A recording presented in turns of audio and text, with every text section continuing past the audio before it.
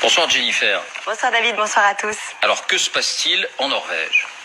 Eh bien, 33 personnes sont décédées après avoir reçu une première injection du vaccin. Ces informations sont vraies. Ce sont les autorités sanitaires norvégiennes qui les ont signalées.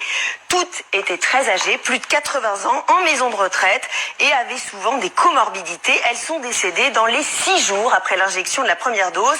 On n'a pas leur nom, on ne sait pas exactement où ces décès se sont produits, car ce sont des informations confidentielles, mais on sait que 13 d'entre elles étaient très âgées, très fragiles et atteintes de maladies graves. Mais est-ce que ces personnes sont mortes du Covid?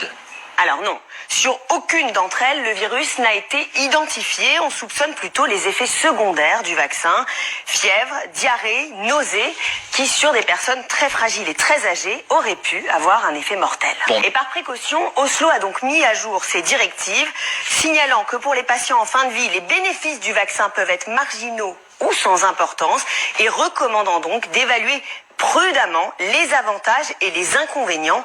Conséquence, eh bien, la seconde dose du vaccin pourrait ne pas être administrée aux personnes les plus fragiles dans ces maisons de retraite. Et est-ce qu'il y a d'autres cas dans le monde et est-ce qu'il y a des cas en France aussi?